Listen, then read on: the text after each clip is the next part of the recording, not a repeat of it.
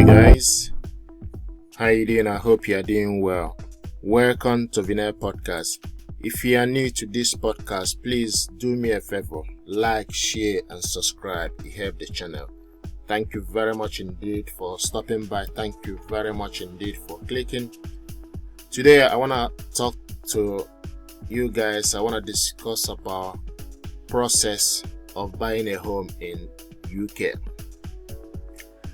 I received this question. Someone asked, how do you buy a home in United Kingdom? I think the way to go about it, there's few things, basic things to be aware of is sort of you need to have a good credit history.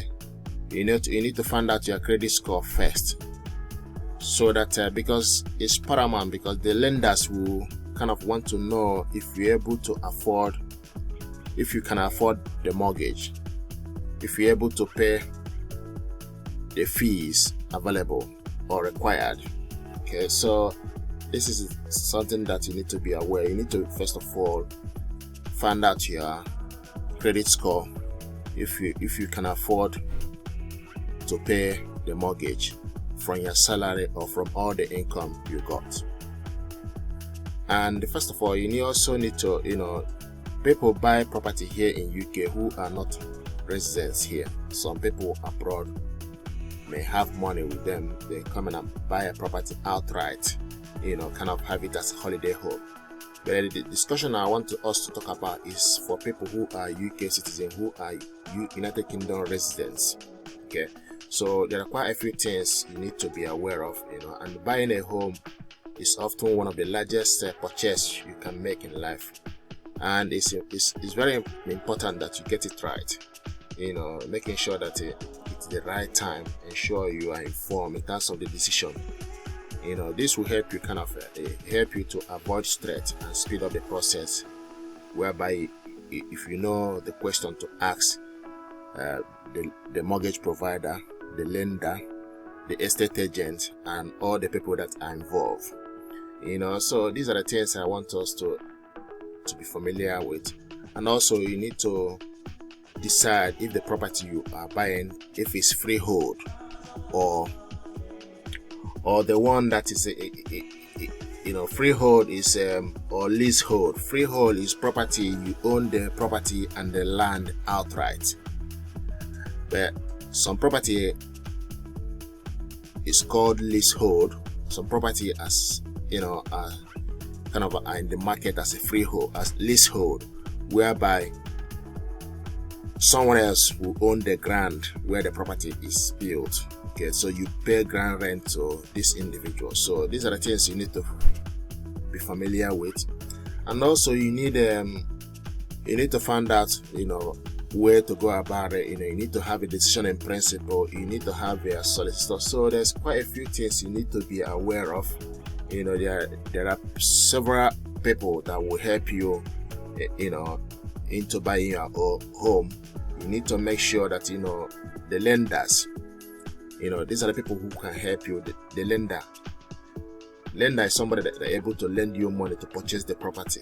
Then you also need the insurer, insurance to be able to provide insurance company. They provide building insurance policy, in order for you to purchase your home, and the content cover. It covers all your belongings and everything. You also need a legal representative / a conveyance. This usually, if you approach a solicitor here, most of this will be done with your solicitor.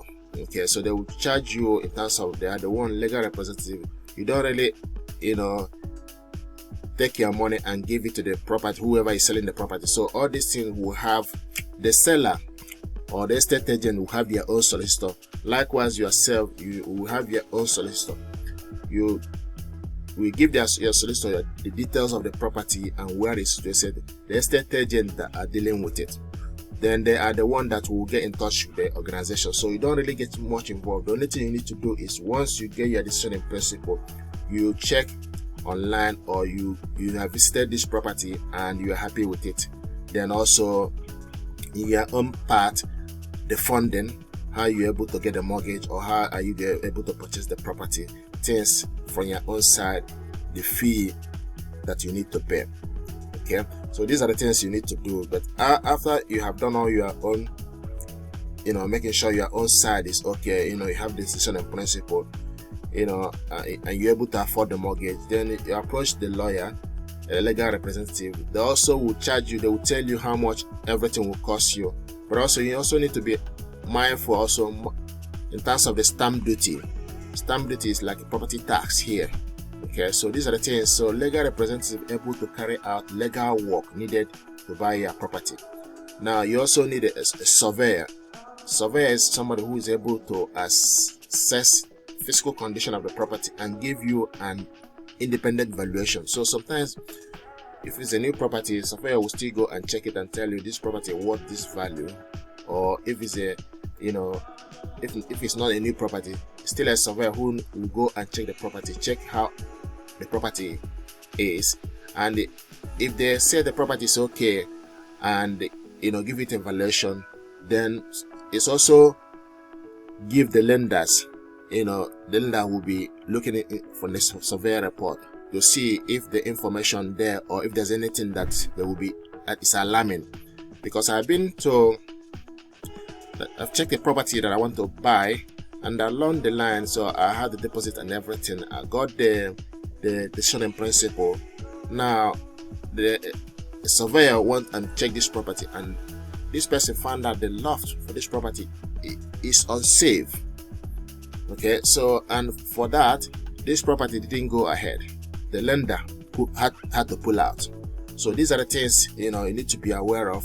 So when you check the property, also bear in mind if this property will pass, okay, and if the surveyor will be happy with it. The other thing, other people who will help you, also mortgage broker or advisor. They're able to advise you about best mortgage, because interest rate, mortgage advisor is someone that will go into, they have this system whereby they go in, you need to make sure that regulated, they go into the system and look for all the lenders in terms of interest rate, and they will tell you the one that is best for you. So mortgage broker will ask you your ID, your bank statement, things like that, your bank statement for like 6 months bank statement or pay slip, just to make sure that what you are saying, they have evidence to show that you're able to afford this property. Sometimes they do this, but also they will take that 500, they will charge you some money to do this. Okay, or if they don't charge you, sometimes they get this money from the estate agent after the transaction. So sometimes they were the one that will apply mortgage on your behalf, then get a decision in principle. Okay, so these are the job of mortgage broker. They are the one that will apply for lending, then they'll get a decision in principle. Decision in principle is something that it's kind of a document that will show that they have put your system and they said that you're able to afford this. So mortgage brokers, the lenders would like to see this, that you have a decision in principle. The estate agents will also like to see that you already have a decision in principle from the lender. Okay, it's the estate agent that you ask you decision in principle to show that you are ready, you are prepared, you have already done your necessary research. Another, especially people that might help you, especially professional or trade person, like people who are able to maintain the property. If it's a property that you purchase, you may like to have it fenced, or have the driveway tied, so you need to look for people who are able to do this. I remember when I bought my property here, I had to get a plumber to connect the pipe, connect the washing machine and stuff like that. So, and also you may also need to get someone to do the rug, the carpet, or even the blind. So these are the third person, but you get all these things when you already got the key. You look for them way, but it's sort of give you idea, people that may help you, things you need. You purchase a property here, they don't really have a like in the kitchen, they don't have the blind, so you need to look for someone who deals with the blind. Likewise, carpet, you need to look for someone who deal with all this. Okay. Now the other thing also, energy assessor is also someone that who will go to the property and able to check queries of the energy performance of your home. So these are the things. If it's a property you are renting out, you need to be aware that for you to rent the property, it has to be from D energy rating. Okay, anything less than that, or anything above, like from F and everything, you may not be able to rent that property. So you need to make sure that the property is well insulated. There are so many things you need to make sure the property is okay. Like you have the special window. These are the things that will make the property to so that someone who will live in that property got heating system, like central heating. All these things do count. Okay, sometimes they will tell you, actually, if energy assessor check the property, if they rate it low, they will also tell you things that you need to do to improve it. Okay, so these are the things I want us to share. Now, the other thing you need to be in mind, like, is can you afford it? Before you start looking for a new property, you should have an idea how much you can afford to spend on the property. Most buyers would require mortgage in order to purchase their property. Like I said earlier, most buyers will require mortgage, whereby you get a mortgage from the bank and you pay the bank on monthly basis. The same thing is what I'm doing here. I pay to my bank mortgage on monthly basis. Sometimes you have this, the mortgage, you might be 25 years. Even in America, I think they have like 30 years mortgage. So it is, you pay your mortgage within 30 years. So your responsibility is just making sure that you are paying your mortgage on monthly basis. Otherwise, your home may be repossessed. So this is the reason why when you are buying a property, you need to make sure that affordability, that you are able to afford it. Okay, these are the things that is quite important. So you need to make sure, before you start looking for a home, you should make sure that you how much you're able to afford. Most buyers require a mortgage, in order to purchase their home, unless people from abroad who are into government people who may have money, okay, and want to purchase a second home or abroad, where they will come for holiday with their family, stuff like that. But if you are resident here in UK, most people normally buy property using mortgage.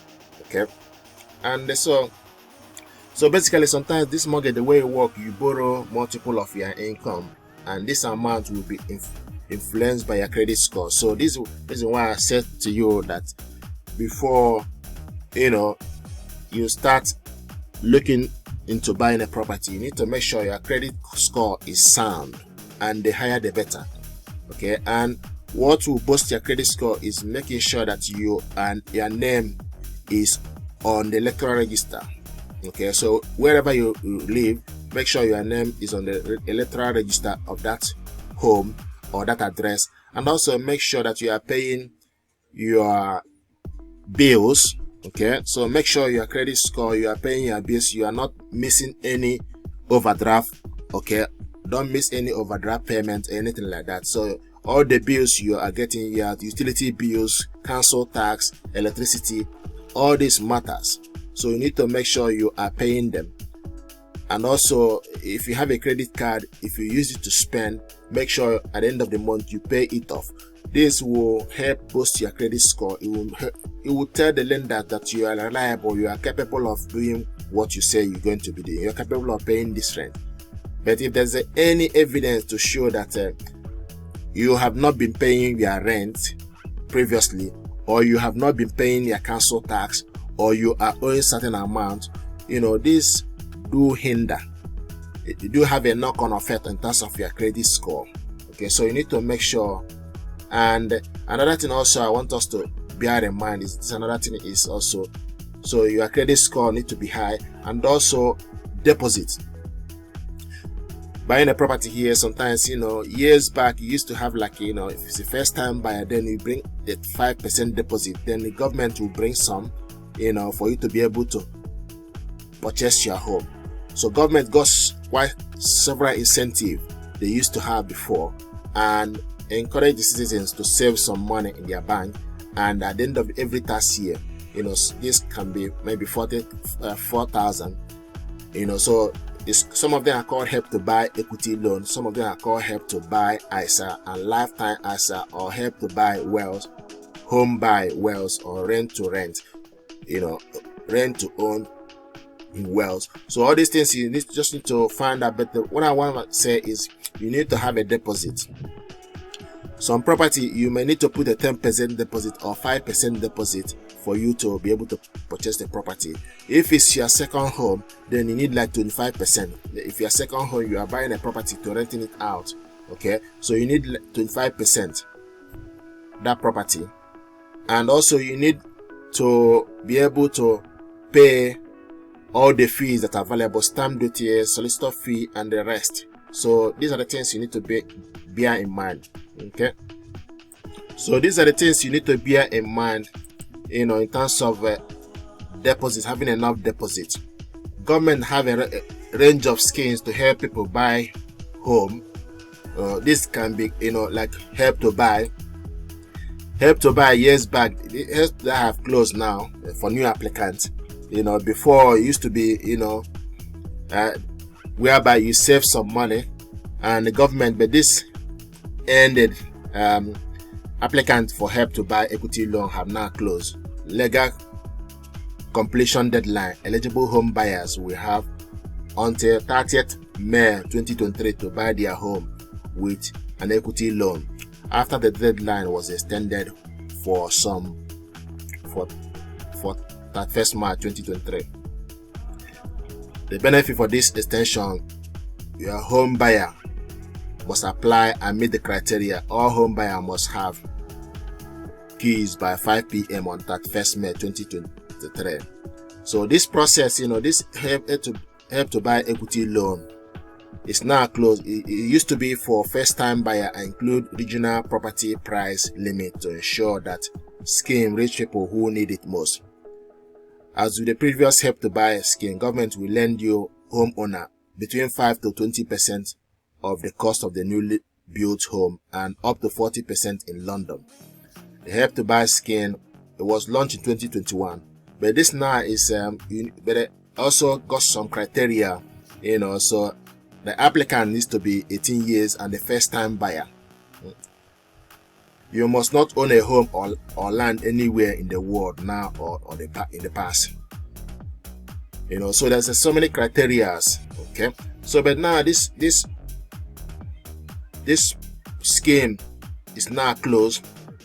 But also government also had another scheme called Help to Buy ISA. Okay, and this Help to Buy ISA closed to new applicants at midnight of 30th November 2019.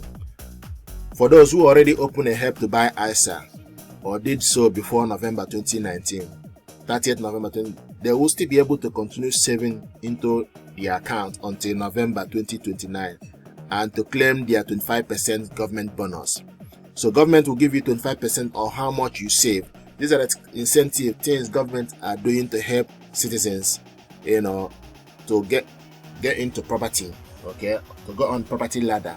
So but this now, we also kind of how do you apply for this bonus? When you find your home, your prospective mortgage lender will ask you to hire a conveyance. They will handle, which is conveyance is part of a solicitor, okay? They will handle all of your legal aspect of buying your home and can advise you on whether the property you are buying is eligible for government bonus. Okay, so these are the things, and in order to claim a bonus, your conveyance will need closing statement from you. Okay, so this is kind of you approach the bank. The way it works is when you are ready, then you upload the bank to close it. They will give you this statement, that the money is in the bank. Then you give it to them.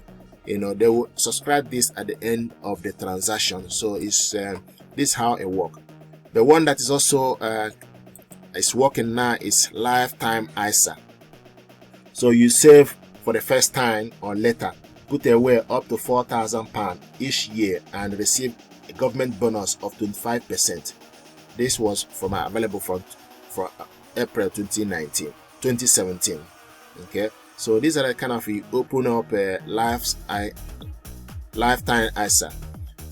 And how to do this: you need to be eligible for lifetime ISA. You must be 18 and 35 years, a UK resident, a member of armed forces serving overseas, or their spouse and civil partner. One lifetime ISA person per person. So like if you have a girlfriend, you need to have one. Your girlfriend also need to have one, so you can't combine it, so each individual need to be eligible. So you save, okay, 4,000, and government will put 25% each tax year. Your girlfriend or your spouse, or or whoever you want to purchase the property with, will do the same thing. Lifetimes are opened by individual. You cannot open them with someone else. This is the same as all ISA. If you plan to buy a home with someone else who is also first-time buyer, you can each open and save money into your own lifetime ISA. You must both meet individual eligible criteria. Okay, so these are the 10. So but at the end of the day, you meet the individual required criteria. Okay, when you want to put, exchange the property and contract and everything, both of you can add it at the end. Okay, both of you can add it. So you can also bring your own evidence of your own ISA. Your friends or relative or whoever you're buying the property with also need to bring his or her own. Okay, so how much you can save or how it affects you, as long as you open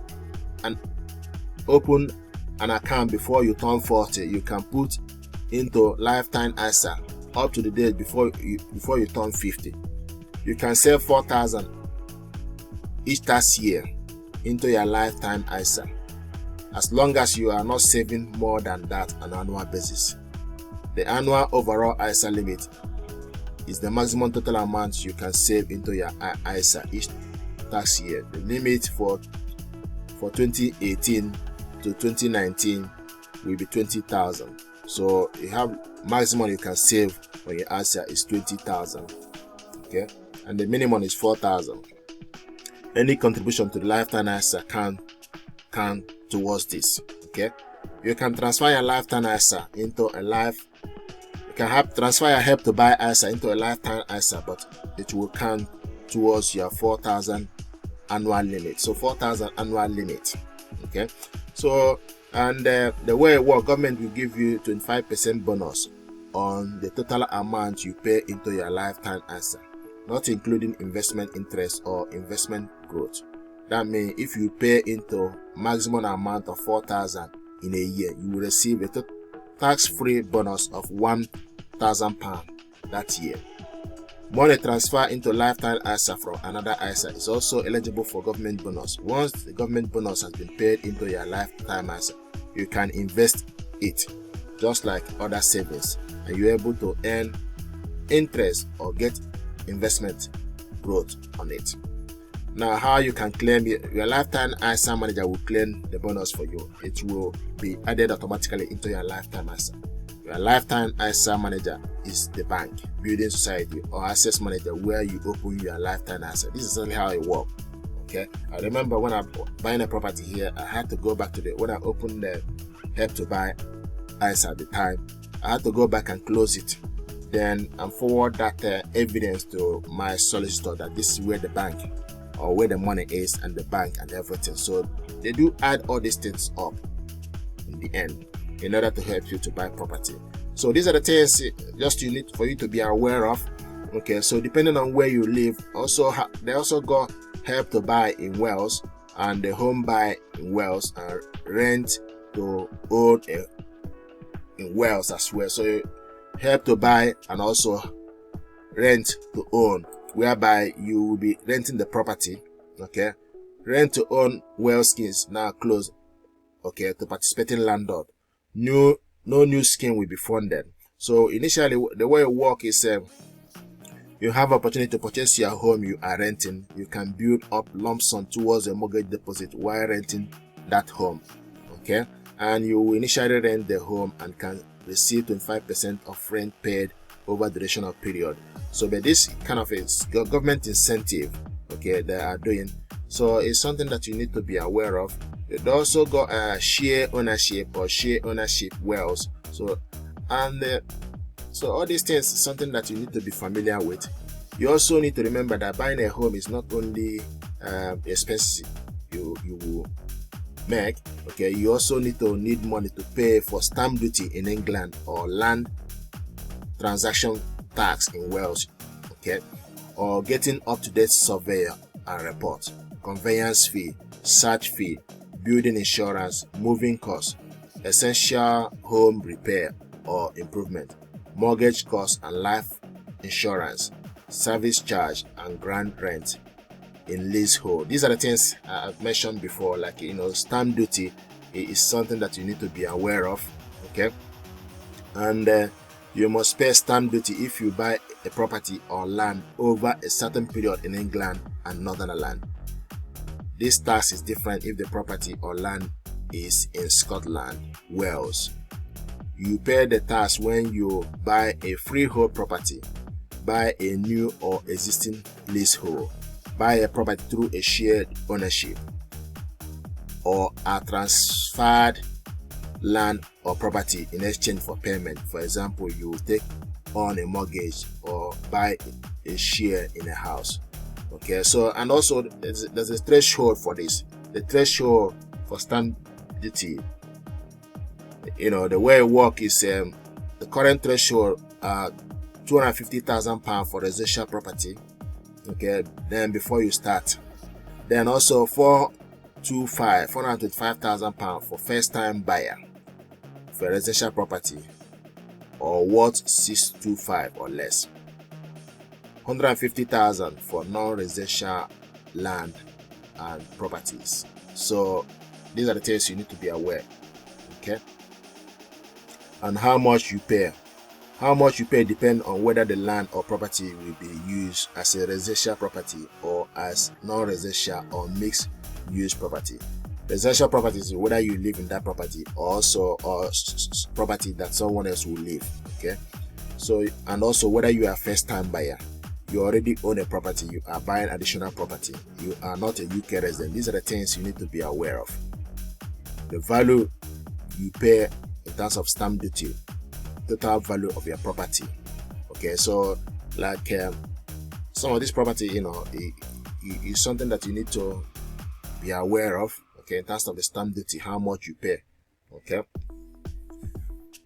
sometimes you might include another type of payment like goods, work or service, release from debt, transfer, and so many things. Okay, so it's really the stamp duty. Send a stamp duty return to HMRC and pay the tax within 14 days of completion. If you have a solicitor, agent, or conveyance, they usually file your return and pay the tax on your behalf. These are the things, so having a solicitor or conveyance, they are the one that do all these things. So you don't really get involved, but they will add it to the fees that you're going to pay. So when you tell your solicitor how much the property you are buying, how much the cost, they will also add it, tell you everything in terms of their conveyance fee, their fee and search fee and everything, stamp duty. So they put all these things, into their final payment or how much they will charge you. Okay, so these are the things you need to be aware. Okay, so preparing to apply for mortgage, before you speak to mortgage broker advert, you should check your credit score. This is something that I mentioned earlier. So your credit score show how likely you are able to accept for credit. Okay, the higher the number, the more likely you're able to offer a range of good mortgage deals. Okay, so these are the things a mortgage lender will consider: the total amount you can borrow, how affordable your monthly mortgage payment will be when deciding how much to lend you. The affordability assessment will take into account your income, your current outgoings, and will consider any changes that might affect whether you're able to afford repayment. You may want to consider paying down debt or credit card or loan before you apply for mortgage, as monthly repayment will be factored into the amount you borrow. Okay, so these are the things you need to be aware of. Okay, and also many different mortgage providers offer different Okay, so looking at the price comparison website can help you. So they offer, but this is where the mortgage advisor come in. They usually search the best mortgage for you on your behalf.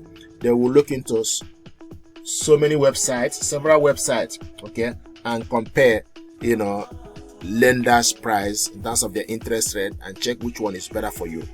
Some mortgage will ask you to pay a certain amount before you're able to, in terms of the mortgage, will provide you some mortgage deal. Some comes with a cost.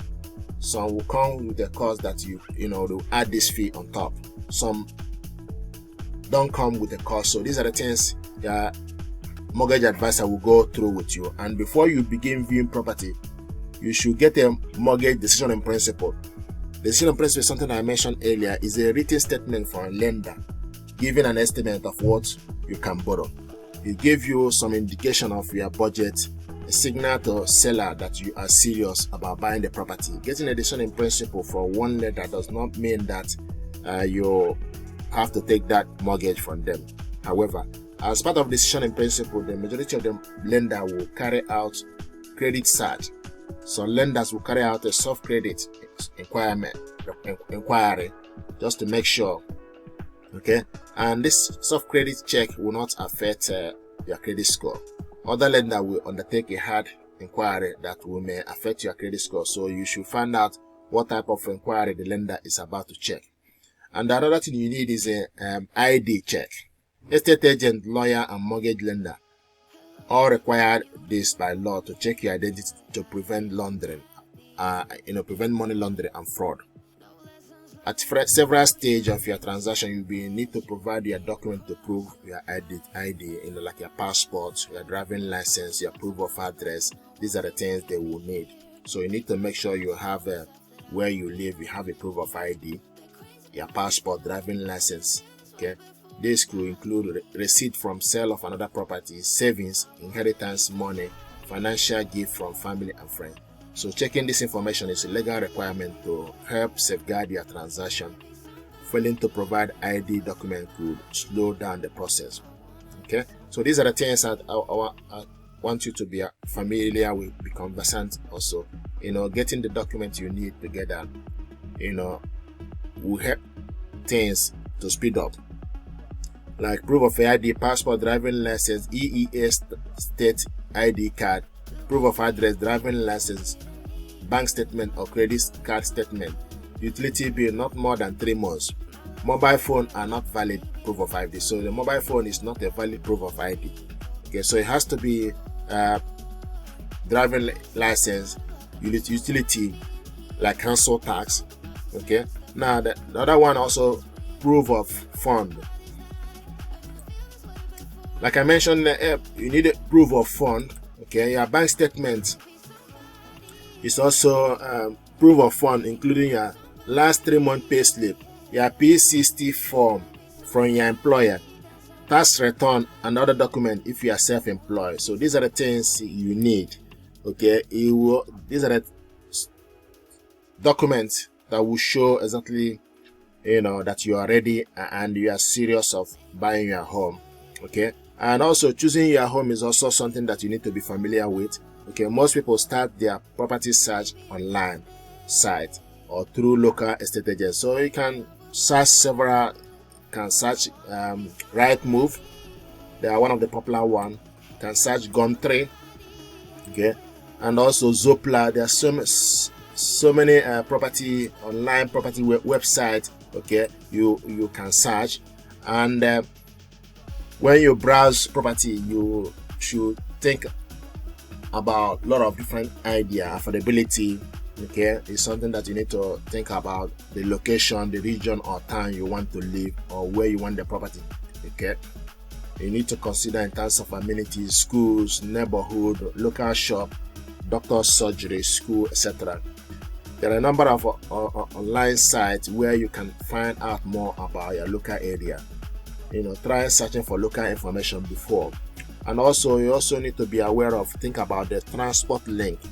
You should check your commute through and flow from work or school or public transport otherwise. And also you need to check whether you want to buy a flat or a house. Okay, flat are nearly always leasehold. So flat is usually a leasehold. Okay, somebody else will own the ground, but if it's a house pretty much sometimes it usually come as a freehold. So you need to find out. Okay, these are the things you need to make sure that you are aware whether you are buying a flat or a house. I always ask, is it freehold or leasehold? Because I don't want to buy a property then I'll start paying land rent for somebody else. I don't. It's not something that I like. Okay, so like I mentioned earlier, and also you need to find out if it's a new build or second home. New build can be appealing as they will be clean and if energy efficient. You're able to make some decision about features and lighting. Yes, I remember buying my home.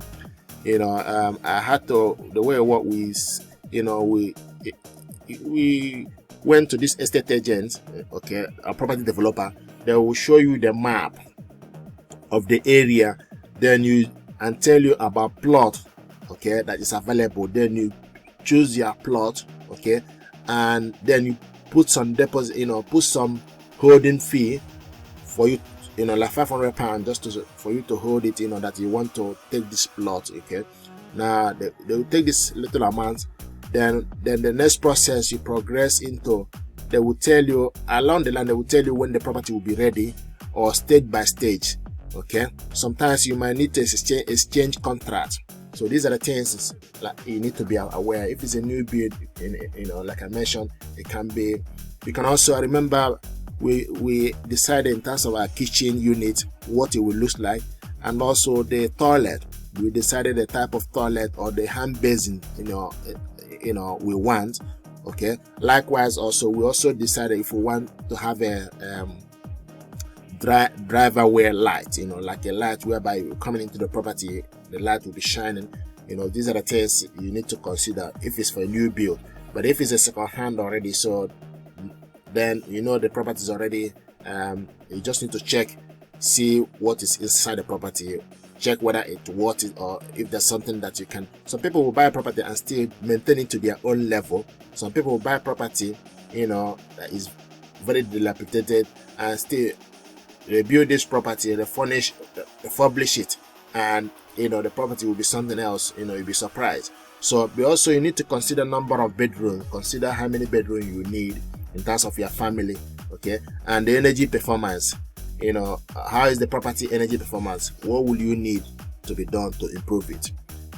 These are something that I mentioned earlier. Some property you may need to have the glass done, okay, and some property also you may need to have the boiler fixed, or change it to modern one. All the new property tend to have all this, but in terms of if it's an old second-hand property, you need to make sure that the energy performance rate, there is certain level if it's property that is acceptable in terms of law, okay. And likewise, if it's a property that you are renting it out, okay, you also need to make sure that the energy rating has to be D. Okay, anything above that, you need to make sure that it's within D. Okay, like A, B, C, D is the then E, F. So you need to make sure you do the property. Okay, but they will tell you if you happen to have the one that got F or E, they will tell you things you need to improve or things you need to work on in order for that energy rating to go up. Okay, you also need to consider amount of living space, internet speed in the area, car parking, scope for extension, gardening, okay, conservation area, or listed building. I remember buying my home, we had to ask, there was a tree in the back garden. I had to write to the council just to find out if it's because in this country, in UK, you need to be familiar with, you need to make sure that things you are doing is legal. You can't just go and cut tree. Okay, so but I wrote to the council just to ask them if this property, if this tree is if it's listed or marked. Okay, so and I got a response that the tree is not listed and is not marked. So which means you can do whatever you like with it. So I had to I paid someone to cut it down, okay, because sometimes the leaves and everything was getting away, so I had to make sure that it's in order. So these are the things you need to be aware of, okay. If there's any building, any property or building or any plan, okay, you need to check, okay, any tree in particular, okay, you need to make sure that it's not listed or any listed buildings. So these are the things, okay. So you also need to be aware of in terms of condition of the property. Some property are immaculate and need no work, while others may need updating. So these are the things in terms of you need to consider, put some consideration for renovation or repair. You should think about how much time, energy you have to make the necessary repair, okay. So these are the things. Also think about drawback. Property on a busy road, okay, backing on railway line or located some distance from shop and public transport routes are often cheaper. You should make sure you are happy to make any compromise before you buy your property. This property may also take longer to sell. So these are the things you should be aware of, okay. So I thought to let you know, because buying a home, it's a beautiful thing, but it's just a question of you need to make sure that you are well informed and prepared. Like buying a new property, consider in terms of buying a new property can be quite different from buying a second home, okay. So you need to think about the money. When buying a new property, you need to put down a reservation fee. This is exactly what I said, okay. I remember going to this property developer. They will bring out the map to show you the plot of land available. Then you put some reservation fee to hold the property. This may only be refundable in certain circumstances. So check the small print before. So what I mean is just need to make sure, check, asking questions, okay. Ask developers, whether you get this money back or not. Many developer will ask you to exchange contract and pay a deposit shortly after reserving the property. You should make sure your lender and legal representatives are aware of the deadline and able to meet up. So these are the things also you need to be familiar with in terms of exchange, okay. Many developers also will have a referral scheme, whereby you refer someone to them, then they give you some discount and stuff like that. So it's something that you also need to be familiar with or check, okay. There may be additional charges associated with buying a new property. For example, estate facility charge. You may just make sure that your legal representative fully explain the details of the contract so that you know what you are signing. And also, you also need to be familiar with the time scale. If your property is still being built, the developer may give you the date by which your property should be finished.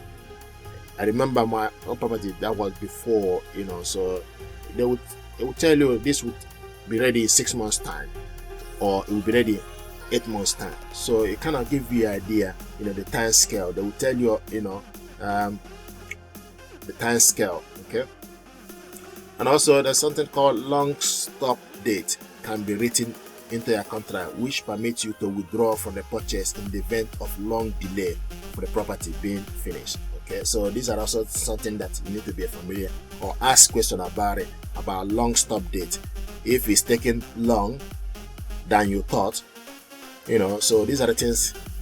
But it's really about communication. If the estate agent is telling you, this property there will be a bit of delay, like a month or so, will not really be an issue. But you just need to make sure, okay, if there's snagging issue or if there's anything. So you just need to make sure that things are covered. And also another thing is snagging issue. Okay, snagging issue are detected or unfinished piece of work in a building. You should consider agreeing at the exchange that a snagging survey should be carried out once the property has been built or prior to completion. This survey can be carried out by a professional company or done yourself. You should report back any issue to your developer and ask them to address them before you move in.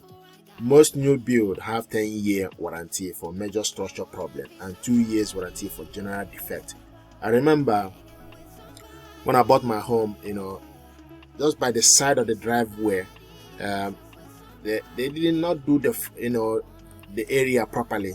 So there was no, in terms of flooding, they didn't channel the water to go into the drainage properly. So I had to, I took several pictures and informed the developer that they need to sort this out, that the water is actually, going through the building, and eventually they had this sorted. So these are the things. And also another thing is, I also remember, if you buy a new building, also expect that sometimes you might see some crack on the stairs, on the wall. So sometimes you need to inform them. They will come back and have this sorted. They will come in and have this seal up. Sometimes these are something that I noticed from the new building, and you'll be surprised, the stairs and because the property, some of them are not really are drying up, so it will take time. And sometimes all the joiners and all the corners where that was sealed up before, all of a sudden when they are drying up, some of them you see some crack. It's something that I noticed, but you need to make sure that you inform the developer. They will come and sort this out. Okay, so they need to do this. And you have 10 years warranty for major structural problem, but 2 years warranty for general defect. Okay, so after that, but this may not cover the whole of the property and any attached land. So you need to make sure you are clear about what is and is not included in the warranty before you put the deposit. Okay, before you make an offer, understand what will and will not be fixed before completion. So buying a home is beautiful things, but it's just something that you need to be aware. Buying a home in later life also things to consider. Okay, and various type of home like leasehold and freehold. Like I mentioned earlier, a freehold property means you own the property and land outright. A leasehold property means you own the property for a fixed number of years. You have a right to live in the property, but you will need to follow any rule laid down in terms of the lease. Example, flat are often leasehold. Okay, so these are the things you need to be aware of. Okay, so guys, I thought to share with you, and I will also do a video talk about this podcast, how to when you are buying a property to rent out, because it's different rule apply when you are buying a property to rent out as well, so but this is the really things you need to be aware of when buying a property to live here in UK. Okay, thank you very much indeed. I hope you enjoyed this podcast. Please like, share and subscribe. Let us know what you think of it. Thank you and stay blessed.